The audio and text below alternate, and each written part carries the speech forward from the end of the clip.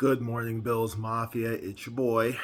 Yes, it is Sunday without Bills football for the first time since August. Well, for the first time since September. Um, First weekend without Bills football since August. And it's a little weird because there's still football being played, but without us, especially after what happened and how it happened. Um, It was shocking. It was devastating. It still is to a certain extent. Um, but some things have happened since then.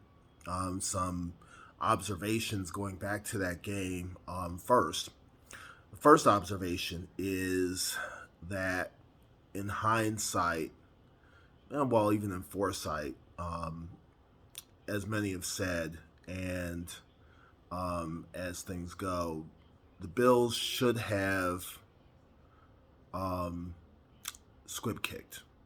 Um, they should not have kicked. They should not have kicked into the end zone. I understand why they did it, but they should not have done it. Um, one of the one of the things that you have to remember is there were 13 seconds left. 13 seconds. You squib kick, some time runs off the clock. You force them to run time off the clock. The second thing is, on defense, here's what you always do in that situation. They had 3 timeouts. So you commit defensive holding every snap. Because here's what happens. You get up on the line. First of all, you get up on the line of scrimmage. You hit them at the line of scrimmage. You hold them at the line of scrimmage. Why? Yes, it's a penalty. But during the play, the clock runs. The only time that would be the case is on the last. The only time that you wouldn't do that is on the last play because the game doesn't end on a defensive penalty. But what happens is it forces Mahomes to hold the ball. It forces him to hold it too longer than he wants to. He can't get rid of it. There's no open space if you're rushing 3 defensive linemen rather than 4. And you don't have a spy. You don't really need a spy in that situation. If he does spy, okay. Spy a little further off the line of scrimmage. Let him run. Let him. But that's hindsight. Just like in the 91 Super Bowl, should have just ran Thurman Thomas because they were letting them. But that's, again, it's another story. This one's going to be hard to get over. This is going to go down in Buffalo lore. The fog game with the Sabres back in the 70s, wide right, no goal, home run throwback / Music City Miracle, and 13 seconds. That's that observation. That's going to close the book for me on that game. Second observation. The Kansas City Chiefs fans. Can I just give a little shout out to those guys? Chiefs Kingdom, good on you. Donating to Oshai Children's Hospital in Buffalo. Hey, it's something Bills fans have been doing. You guys jumped on board. Got to commend you for it because you didn't have to do it. But that's football is family, right? A few years ago, the NFL had that slogan, football is family. That's a perfect example right there. Third observation, and this one's going to be another difficult one. Losing Brian Daboll. It was bound to happen.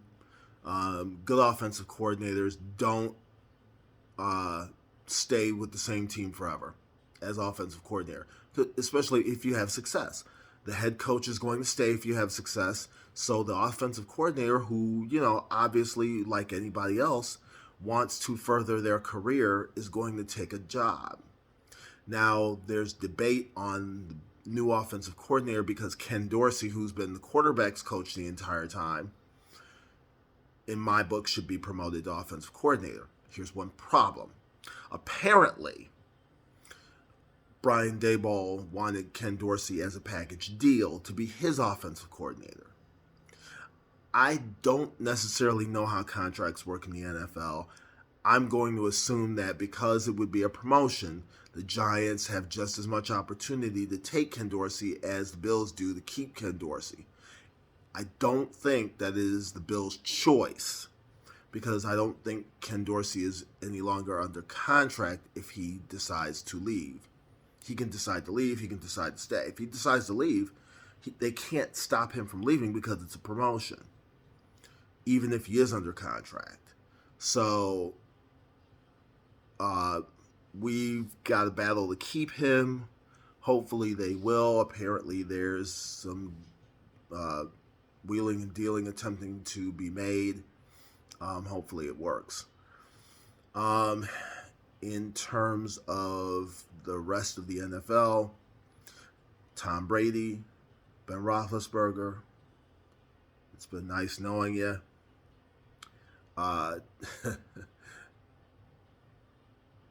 Ironically, the two quarterbacks I've rooted the hardest against in the NFL are now retiring. Tom Brady, obviously, because I'm a Bills fan. You might ask, why did you root against Ben Roethlisberger so hard? I lived in Baltimore for 7 years. There's no secret about that. When I moved from Buffalo, I went to Baltimore. Was there during the 2000 Super Bowl, the Ray Lewis's prime years, and so I kind of have a little bit of an affinity for the Ravens and a hatred for the Steelers. So that's why my feelings are mixed on that one. But they both had great careers. They're both great players. Both future Hall of Famers. They'll go in at the same time. First ballot, no doubt. The other thing is the remaining games. My prediction is going to be Kansas City and the Rams. I think Kansas City will win the Super Bowl again. And just a little side note,